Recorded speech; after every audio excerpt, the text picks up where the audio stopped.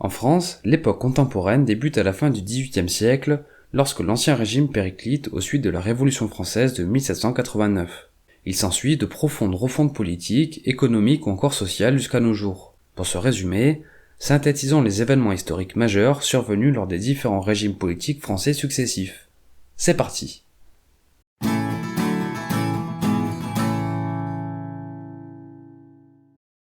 Au cours de la période des temps modernes, le système féodal s'effondre au profit de l'absolutisme monarchique. Puis, sous l'influence des travaux des Lumières, la monarchie et l'État se transforment. Finalement, l'Ancien Régime prend fin lorsque la monarchie constitutionnelle est abolie en 1792, à la suite des conséquences de la Révolution française. De 1792 à 1804, on observe trois formes de régime politique sous la Première République: la Convention nationale, le Directoire et le Consulat à l'issue d'un coup d'État de Napoléon Bonaparte. En 1804, le Sénat proclame finalement le Premier Empire. Napoléon Bonaparte est alors sacré empereur des Français. Il s'engage dans une vaste politique de conquête, les guerres napoléoniennes. Suite à de nombreuses victoires militaires, la France conquiert la majeure partie de l'Europe continentale. Cependant, les Français échouent à s'emparer de la Russie et des îles britanniques. Durant cette période, la France connaît de nombreux progrès.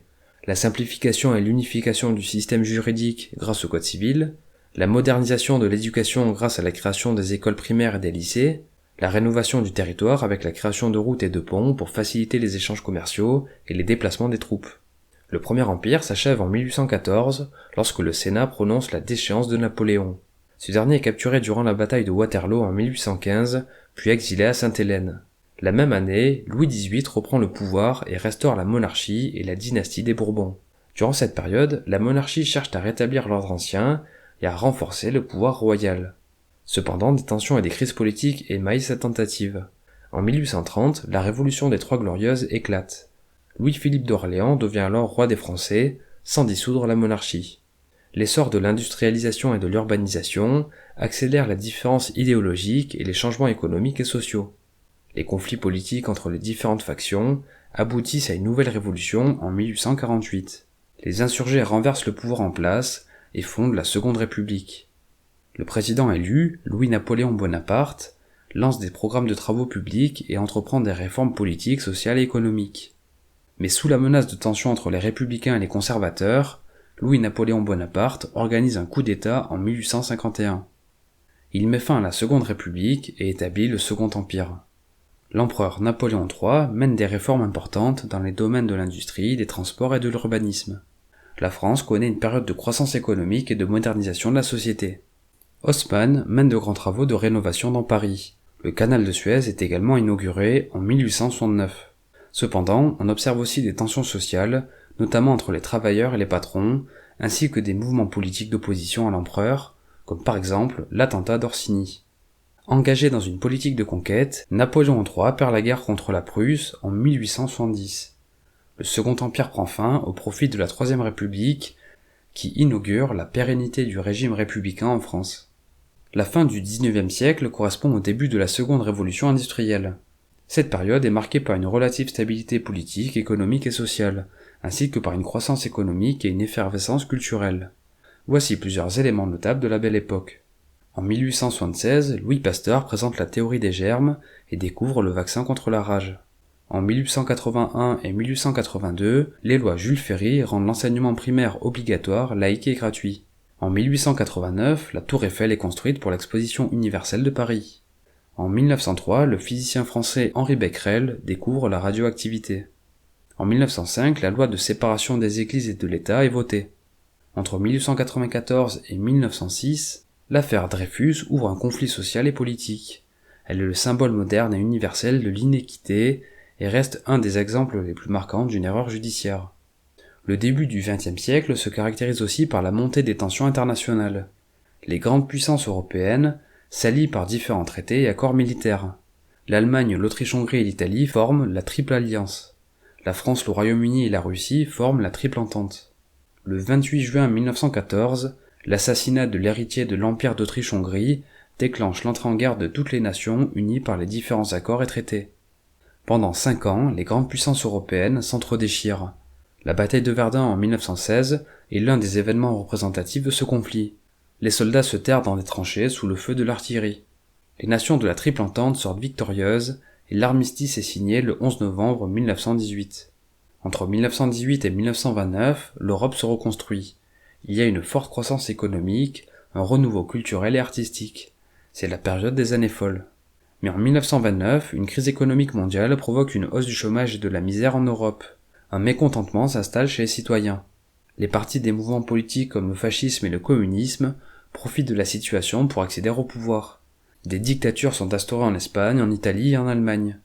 Hitler accède au pouvoir en 1933.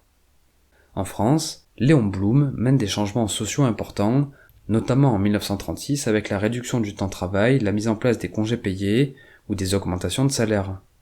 En 1939, l'Allemagne envahit la Pologne en bafouant les accords militaires, ce qui déclenche la Seconde Guerre mondiale. Les Allemands mènent une guerre éclair, le Blitzkrieg, qui conduit la France à signer l'armistice en 1940. Sous occupation allemande, le gouvernement français établit un régime de collaboration, le régime de Vichy. Toutefois, la résistance française s'organise depuis l'Angleterre, ainsi que grâce au réseau clandestin sur le territoire. Progressivement, les forces alliées, la France, l'Angleterre et la Russie, renversent les forces de l'Axe, l'Allemagne, l'Italie et le Japon, avec l'aide des États-Unis. La France est libérée en 1944 et l'armistice est signé le 8 mai 1945. Le monde découvre alors le plan d'extermination nazi et l'existence des camps de concentration et d'extermination. À la fin de la guerre, l'économie européenne est en ruine. En 1946, la France met en place la 4e République. Progressivement, le pays se reconstruit notamment grâce à l'aide du plan Marshall et la création de la Communauté européenne du charbon et de l'acier. Il y a alors une forte croissance économique, industrielle et une amélioration des conditions de vie. On assiste aussi à l'explosion de la natalité, le baby-boom. C'est le début des 30 Glorieuses. En 1957, le traité de Rome est signé et aboutit à la création de la Communauté économique européenne visant à garantir la paix et la prospérité. Toutefois, la 4e République est émaillée par de nouveaux conflits. La guerre d'Indochine entre 1946 et 1954, et la guerre d'Algérie entre 1954 et 1962. À ce sujet, en 1958, un coup d'état militaire, le putsch d'Alger, revendique la prise de pouvoir par le général de Gaulle. Pour éviter la guerre civile, le président René Coty nomme le général de Gaulle président du Conseil des ministres. Ce dernier met fin à la 4e République. La constitution de la 5e République est promulguée le 4 octobre 1958. Elle renforce le pouvoir exécutif et le rôle du président. En 1962, un référendum introduit l'élection du président de la République au suffrage universel direct. Au cours de cette période, les colonies françaises gagnent progressivement leur indépendance à la suite des accords d'Évian. La France connaît aussi des évolutions économiques et sociales significatives durant les 30 Glorieuses. Mais elle est aussi confrontée à des défis politiques et sociaux importants, comme par exemple les grèves étudiantes de mai 1968, son implication dans des conflits internationaux comme la guerre du Golfe en 1991, ou la mise en place de l'Union européenne.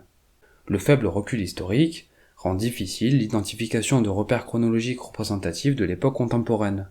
On peut supposer que les progrès scientifiques et la mondialisation avec les guerres économiques ou les traités internationaux feront partie de l'histoire de demain. Quoi qu'il en soit, en guise de conclusion, on peut retenir que l'époque contemporaine en France est marquée par la révolution industrielle, la républicanisation de l'État, l'abolition de l'esclavage et les guerres mondiales. Les changements économiques dans les différents domaines améliorent les conditions de vie des citoyens qui s'investissent de plus en plus dans la vie politique. Plusieurs conflits éclatent et aboutissent à des changements de régime et des progrès sociaux. Sur le plan économique et international, la France compte parmi les plus grandes puissances économiques du monde, notamment au moment des guerres napoléoniennes et de la période coloniale. Toutefois, les 2 guerres mondiales successives affaiblissent les grandes puissances européennes. La France et les grands pays d'Europe développent l'Union européenne dans le but de préserver la paix sur leur territoire et conserver un rayonnement international. Enfin, les avancées technologiques dans les domaines de l'industrie, des transports, des communications, de l'énergie et de l'informatique transforment profondément la société française. En tout cas, il est difficile de prévoir l'événement symbolique qui mettra fin à l'époque contemporaine et marquera le début d'une nouvelle grande ère historique.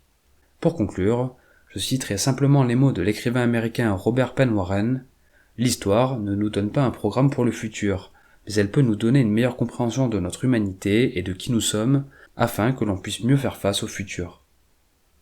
Merci pour votre attention, j'espère que ce résumé vous a plu. Si c'est le cas, je vous invite à le partager, à me faire part de vos questions, remarques et suggestions dans les commentaires. Pour rappel, vous pouvez télécharger la fiche de synthèse sur mon site internet. Pour ceux qui veulent être plus efficaces et gagner du temps, notamment dans la révision, du contenu premium est aussi à votre disposition. Pour finir, je vous invite à vous abonner à la chaîne et à activer la cloche de notification pour être informé lorsque de prochains épisodes paraîtront. C'était Mr. Fancho, à très vite.